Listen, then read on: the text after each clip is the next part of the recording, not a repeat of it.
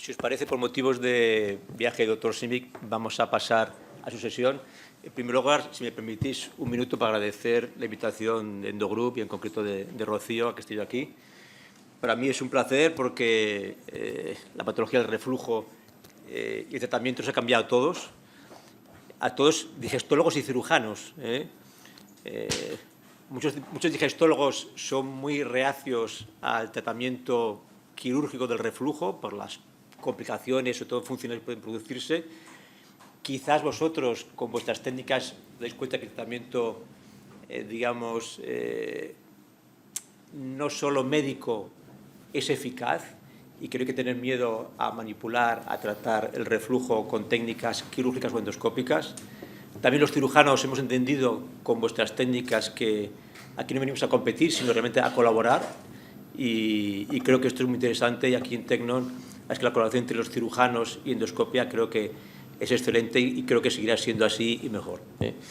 Llegado a este punto, como decía Rocío, el año que viene serán 70 años del primer artículo del doctor Rudolf Nissen, sabiendo que es, al principio del día, el gold estándar en tratamiento del reflujo.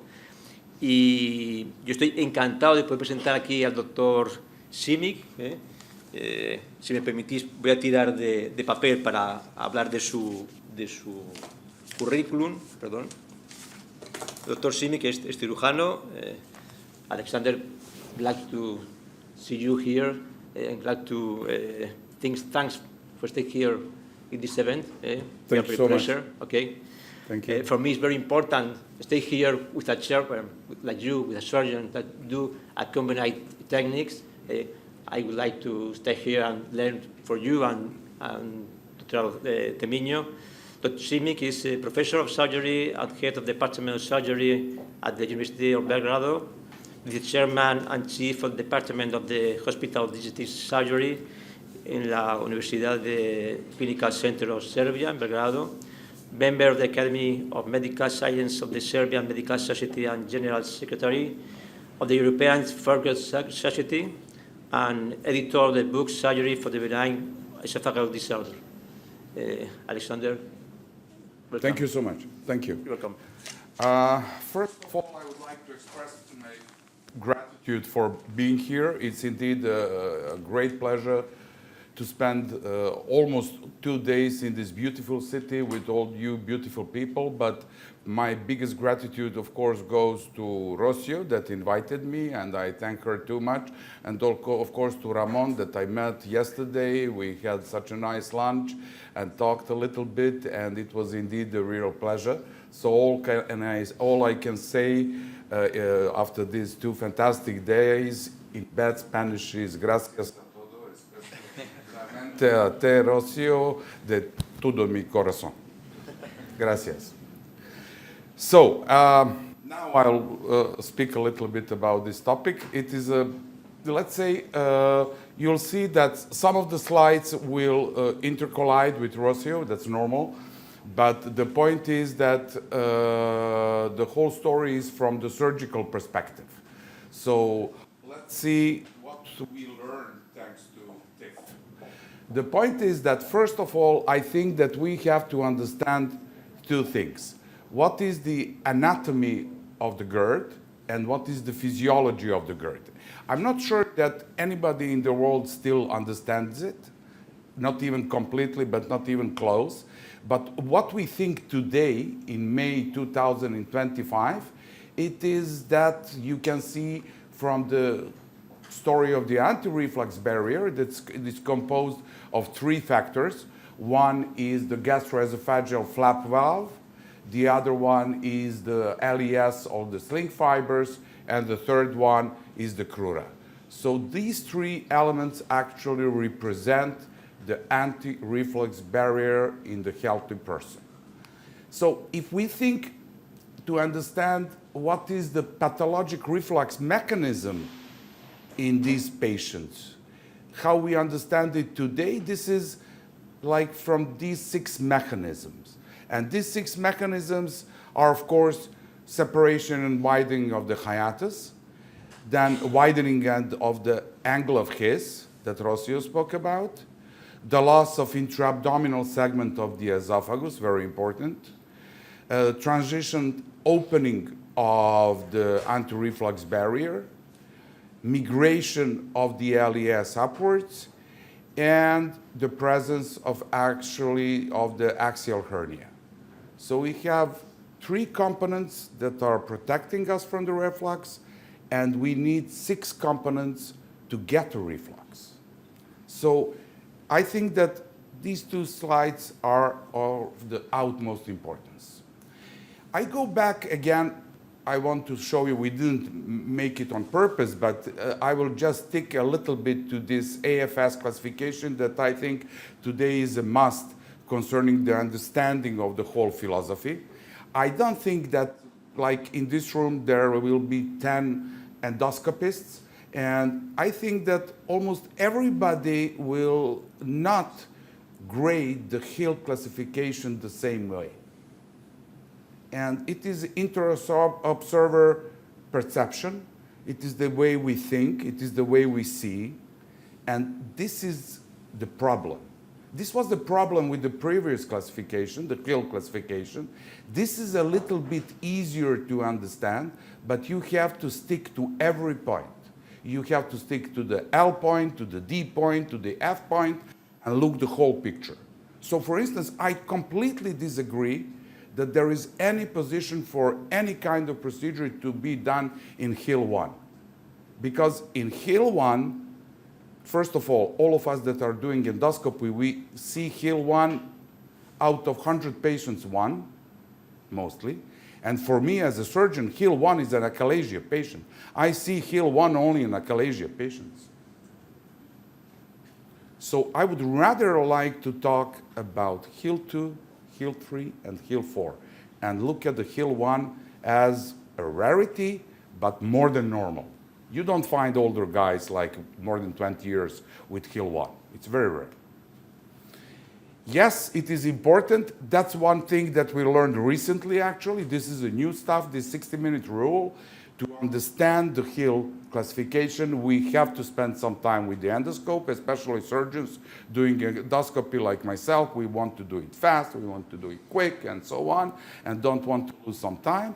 But yes, to understand, to actually see the real grade of the Hill, we have to spend some time in the retroversion and to look nicely, because as you can see here on the right, here, you will see that actually this widening in surgical field is pretty huge when you wait a few more minutes and see the actual size. So you will never be 100% sure, of course, but this is the comparison of, let's say, Hill 4 in the minimal manner and the size of the hiatus during the surgery. The other part of the RB barrier is the LES and the sling fibers. So we spoke all around the world a lot about the clasp fibers, about the sling fibers, but also lessons learned from some other surgical procedures or endoscopic procedures are very important to understand. For instance, in patients with achalasia, you have abundance of sling fibers. They're very strong and making the angle extremely narrow. In normal patients, it's almost a 90 degree. In patients with hiatal hernia, it's even bigger. And this is the story about the sling fibers.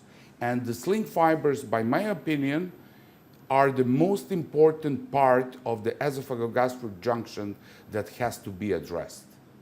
As well as we learned, for instance, Inoue, who did the forced poem, he was always doing the so-called hockey stick myotomy, meaning that he cutted the sling fibers during the poem.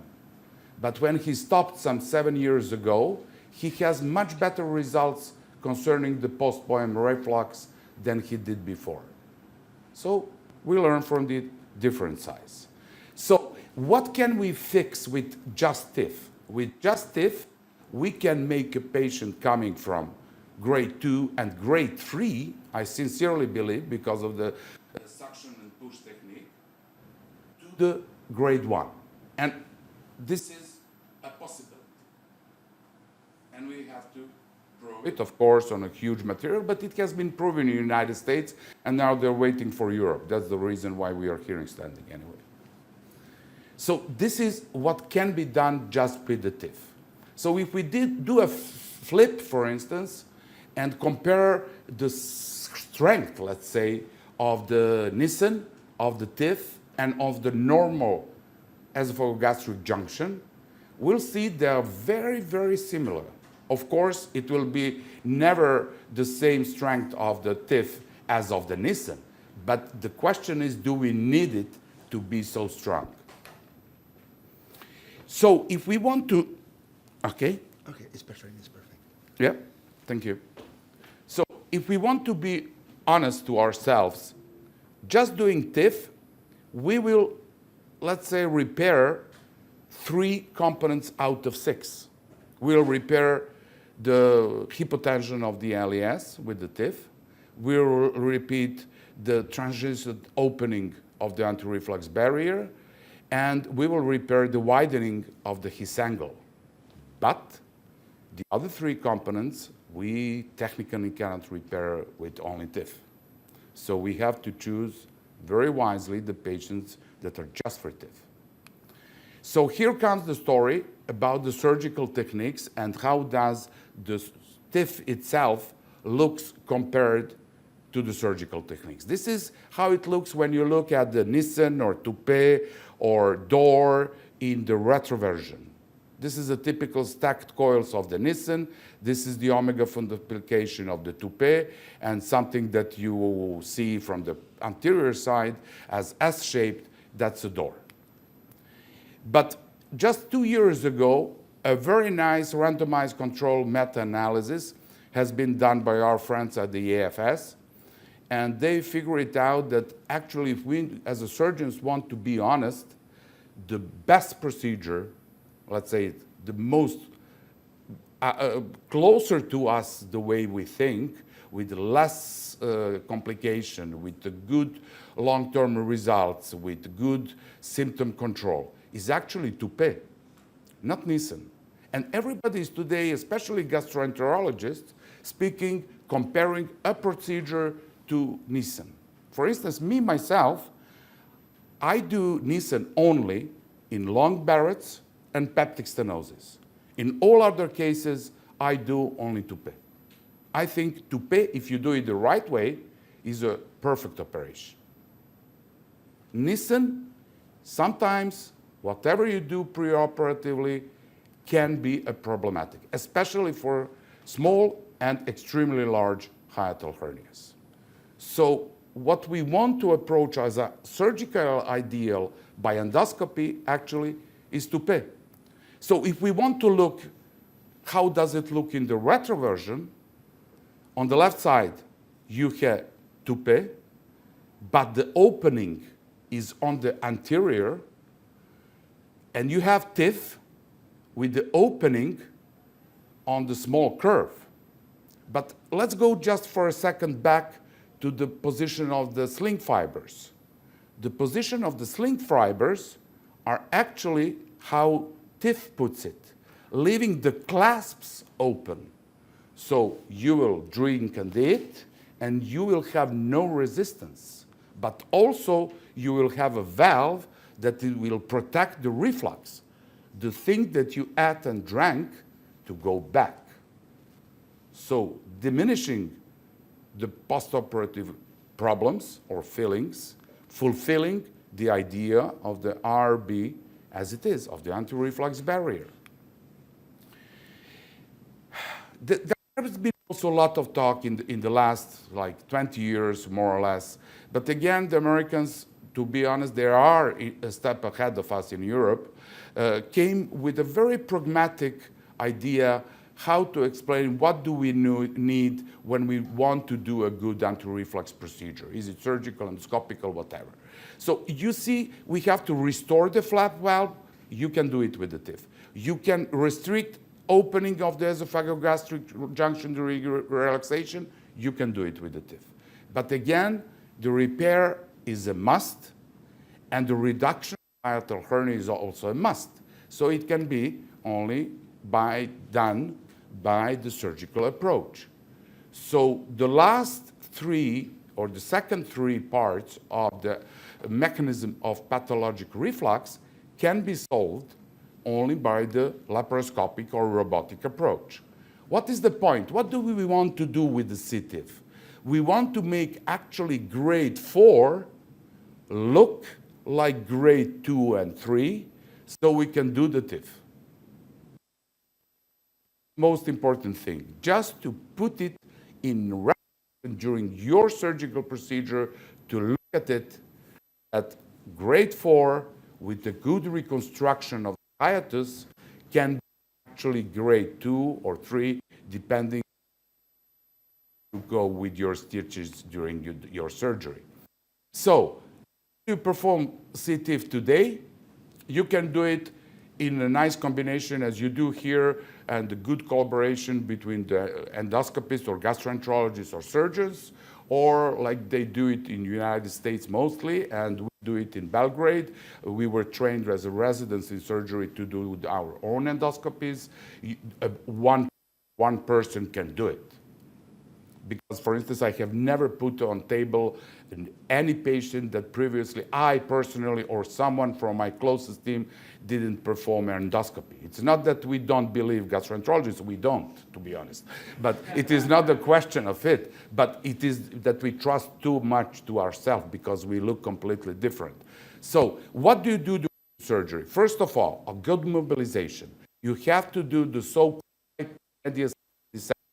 You have to nicely push the esophagus back into the stomach to have 2, 3, depending how much you can, to have the intra-abdominal part. And then you are prepared to do the reconstruction. First, a good mobilization, then the reconstruction. I prefer also to take down the Balsi fat pad, just to have a straight angle, clearly visible, so the TIF after that will be performed much more easier and with less complication. So how do I do my choreography? I love the figure of 8 stitches. I go very tight. I don't use bougie. I never had any problems, but I take big bites. I hate those small bites on crura. I do big bites. So if you want to do it, if it's not a paraesophageal hernia, but a little bit larger or whatever that you are doing during the cTIF procedure, with this approach, actually, you don't need more than half an hour at most to do just a reconstruction of the hiatus. If we are talking about paraesophageal hernia, and I'll just say a few words later, then maybe, depending of your preferenceability, you can use mesh. I never use meshes. I don't like meshes, even the biosynthetic one, the new one, or the biologic one. I do a special type of reconstruction of the hiatus, but I know a very good friend of mine, some of them like meshes, so you can use it depending on the type that you want. And of course, I'm not going to go again through the TIF, then it comes to the TIF procedure. It is good really to go step by step and to have to know in your mind each step. But what are the benefits? The benefits is, the surgeons know it very well, are actually the gas bloat is extremely diminishing with the TIF procedure, and of course dysphagia if it's put right. So with these two problems, really you cannot have a problem. So something like this, I love to preserve the vagal nerve, the hepatic branch. I don't know why, but I love it. It's just a more question of aesthetics. Then I use Prolin 2.0. I think it's a very good material to use. I don't use those swirling materials of the threads. This is how I close this. This is what I leave the opening. I always completely delineate the distal esophagus. And then you come easily, and you've seen this. I'm not going to repeat it too much. There is a technique of how you can do it. So with this approach of the C component of the reconstruction of the esophagus, of the hiatus, first of all, you have enough intra-abdominal esophagus. The number of complications is much lesser than in standard TIF. You're not going to have any bleedings because you remove the fat pad. The fat pad is the point where those T fasteners can go through and make you bleed during the procedure. And it's safer, much better, and easier. Because, for instance, if you look at this video, it depending how close the esophagogastric junction is to the diaphragm, this is how close you can go. So this is the maximal depth that you can get. But if you liberate that with the C component, you can have much more intra-abdominal esophagus. So that means that with the TIF, you are going to make a longer and stronger valve. This is the whole story. So we call it the omega fundoplication in general. This is how it looks, for instance, on our material before. This was in the interregrum when we finished the hiatal repair, and this is when the TIF was done.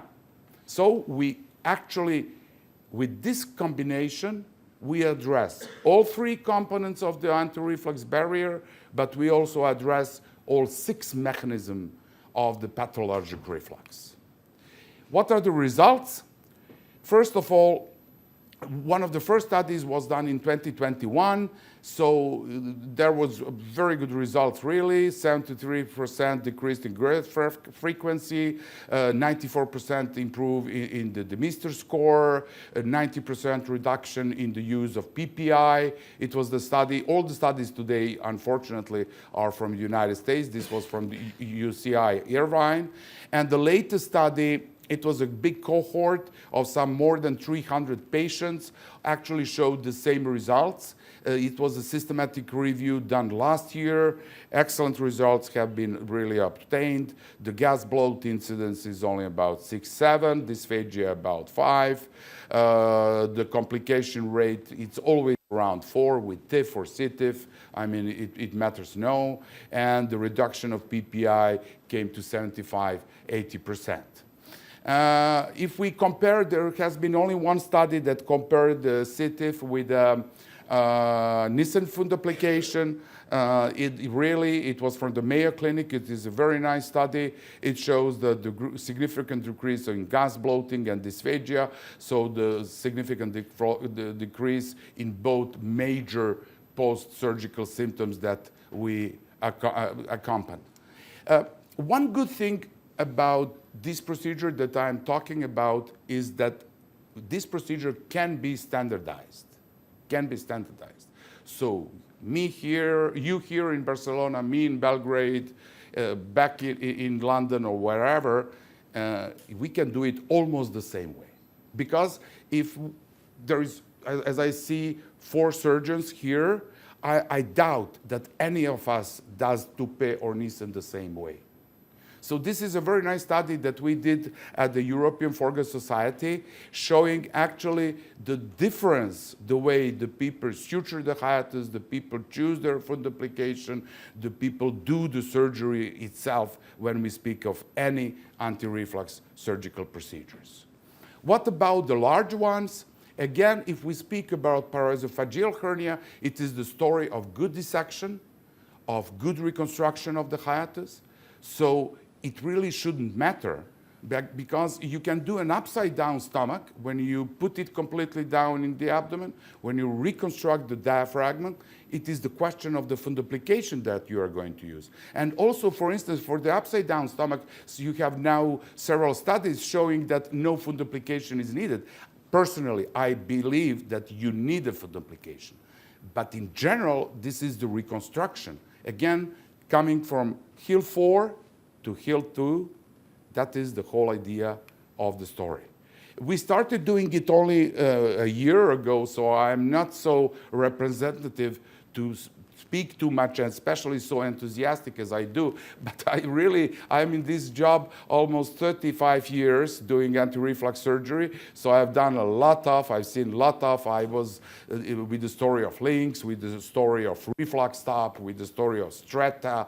This is the first time that makes to me personally, physiologic and psychologic meaning that it makes sense. So we did so far only 10, 3 times less than you here, but we followed them very rigorously, and on a 6-month period, we have really excellent results.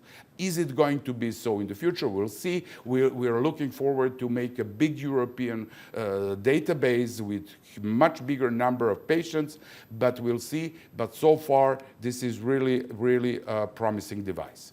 And not only in GERD, because, for instance, I started thinking when I do my laparoscopic fundoplication, I am now trying to do this omega fundoplication, because this omega fundoplication, contrary to DOR, real reason makes much more sense. So I've done several patients, like, I don't know, 20, 25 in the past just 6 months with the omega fundoplication, and the results are very good comparing to the postoperative morbidity.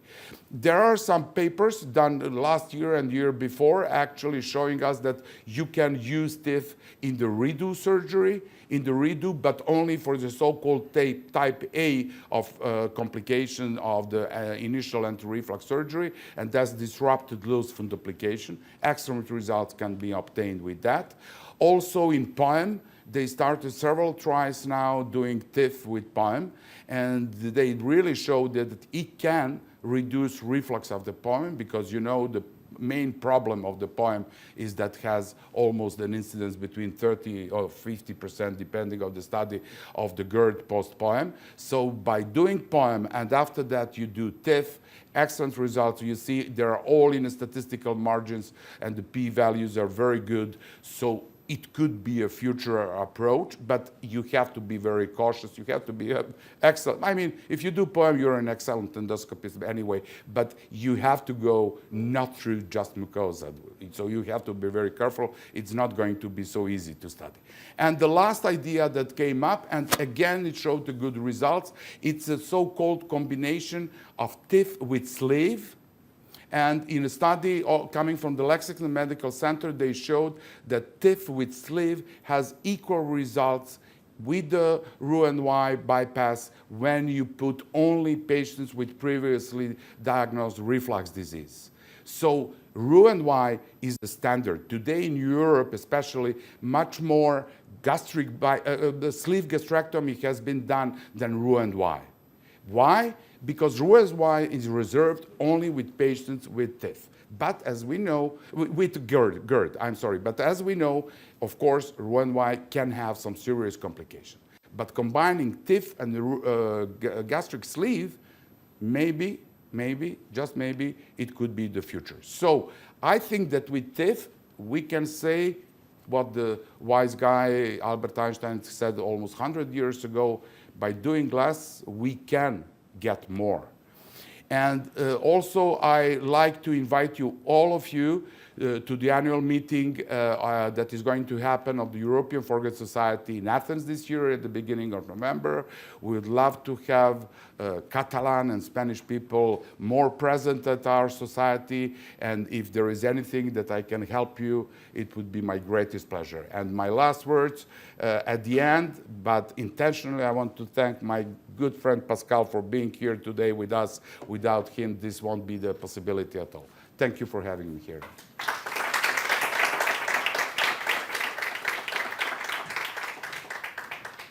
you, Aleksandar. Rocío, if you want, we are going to do the discuss together. Okay. We can see.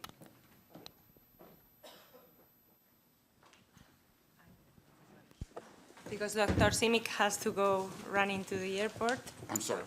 We have Dr. Sorio's meeting now, but if you want to come up here also and be in the discussion, I think I prefer you to be here. Oh, how well surrounded am I today.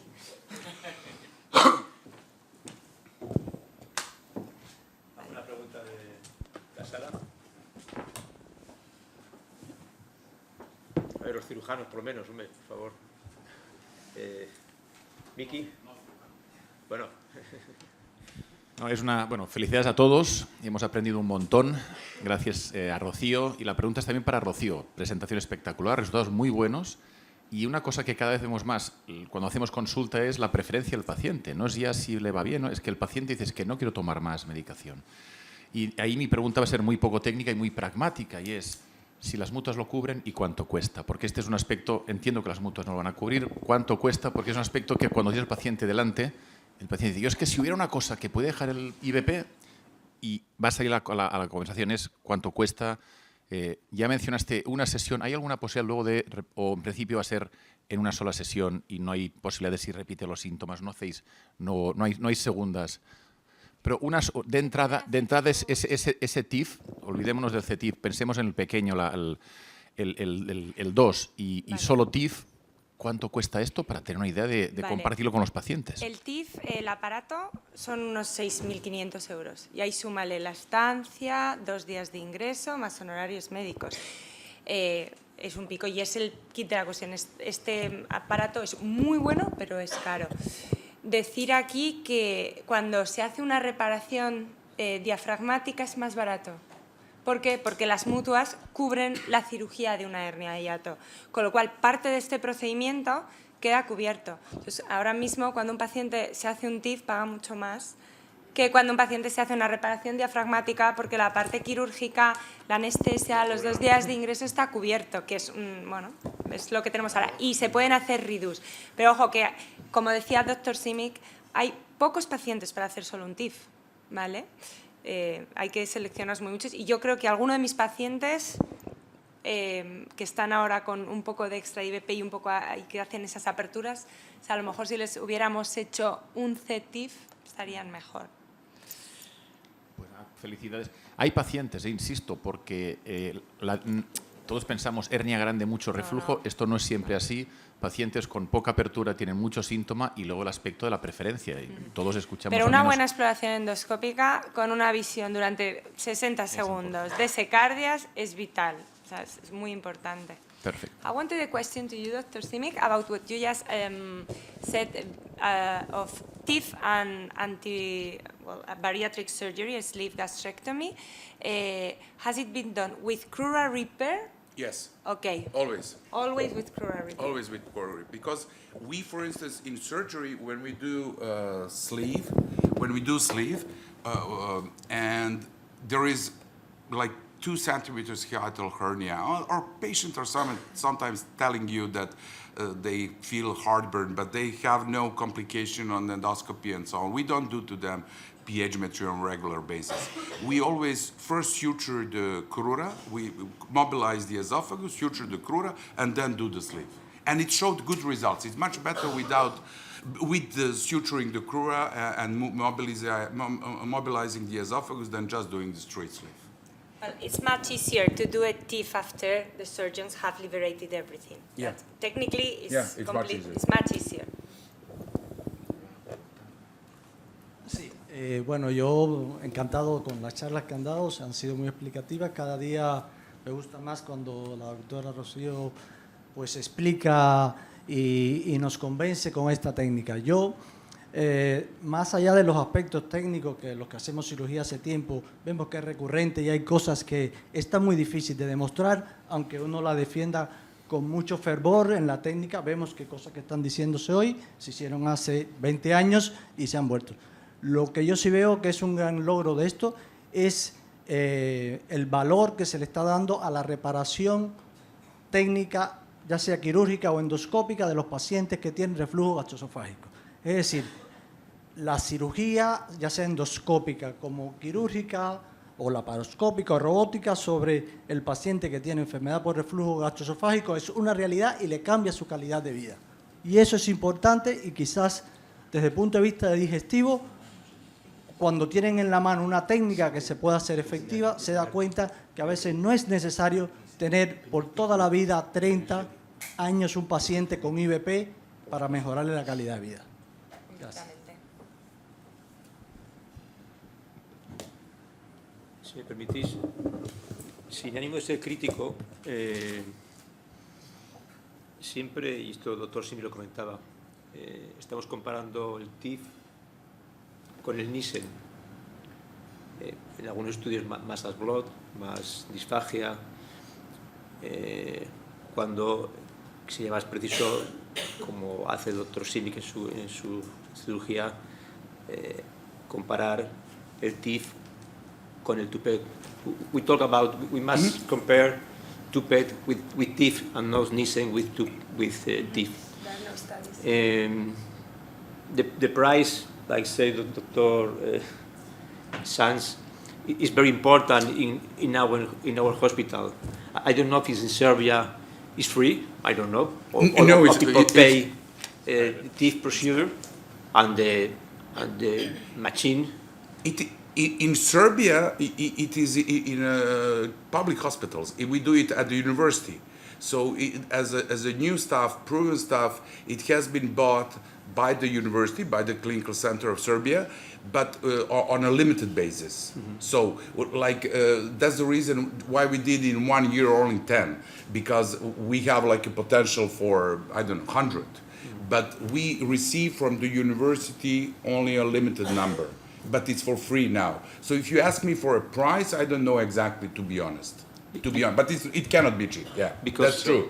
So it was free in the frame of a prospective study. Yes. Or no? Yes. It now needs time to explain the medical system in Serbia, but in general, it is free for everyone. We have completely a division between the private paying of our insurance, medical insurances, and society-based medical insurances. So at the university, this is for free, let's say. For me, it's very difficult to try to convince a patient that he must pay 6,000 euros for this operation and for my hands and for the hospital. Could you tell me how can the surgeon can change to do a fundoplication like a tip, or only is to do a tupet and don't cut the vagal nerve and the short vessels? What must we do to see? The point are. I want to. Yes. I want to be a surgeon and a good endoscopic like Dr. Atremino. Yes. But all in the operating room. I go wrong. Yes. So, I love history. Me gusta historia mucho.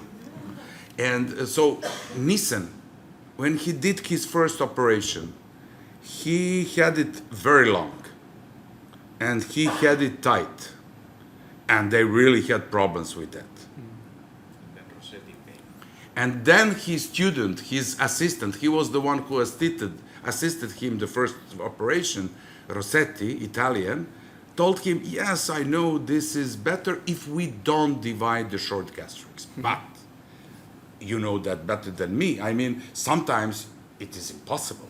There is no way that you cannot divide short gastrics. And we are speaking about the pacemaker of the stomach and how very little I think we know about all that problem.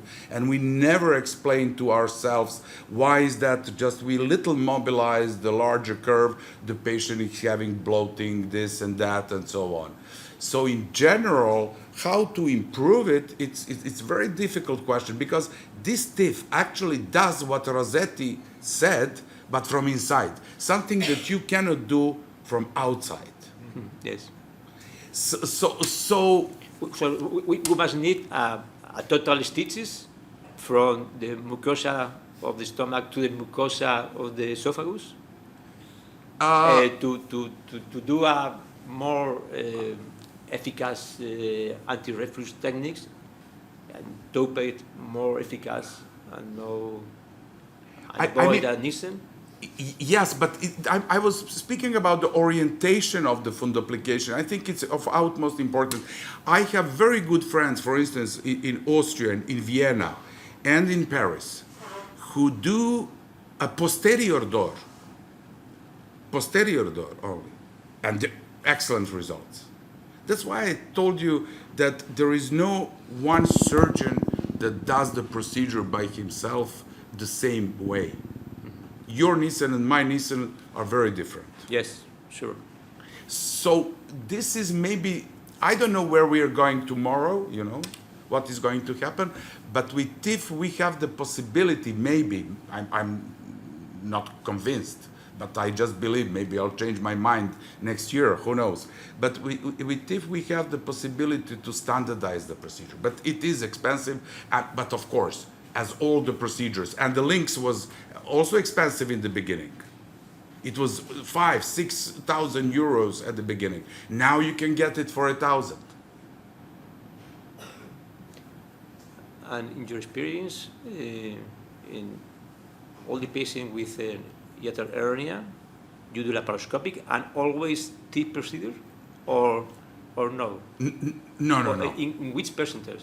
And in which case, how do you decide to do TIF or another laparoscopic anti-reflux? So just to be clear, I do TIF when I have it. So when Pascal and Rocio have time, they want to come to Belgrade, what I have, I do TIF. So I don't have an indication, because I think that all of them can be done either way. So I do, for instance, I don't know, my team that in Belgrade, we do around 200, 250 a year anti-reflux procedures. So out of that, it's around, we do, because we are a single center, and we have a monopoly. Like, nobody in the region does foregut surgery except us. Rocio was there, she knows. We have like, how much? 75, 80 beds only for the foregut surgery, so it's a huge. But so we have a lot of patients, and therefore we have a tactic how to do it the same way. We all perform the same way, the team. But we don't choose, like say, this is going to be for TIF and this is going to be for but we love Tupe. We believe in Tupe strongly. I think it's very, it's so interesting that the surgeon is doing both things, because I think that he doesn't have like the endoscopy's point of view. He has the whole point of view, so yes. And I think it would be very interesting to do a comparative arm between those two PET you are doing and the TIF. It would be great. Same surgeon, and please. Do it. Where is my friend? If he's going Pascal to find has disappeared, no, he's there. A non-inferiority study. Yes. You know, That's it? Yeah, but it's always difficult, especially when you come from countries like mine. We are a small country, not so important. It has to be done on the European level. Yes. That's why we are sitting here, and we have to convince ourselves on one hand that it makes sense, but we can do it only if we say we are going to do it in several university hospitals, in several good, stable, highly educated hospitals. Don't think. We must go to learn with you and with Multi-center. and with Exactly. Dr. Arrocio. Exactly. You're on time? ¿Alguna pregunta más? You're on time. Gracias. Dr. Simic, thank you very much. Thank you. You're welcome. Thank you so much.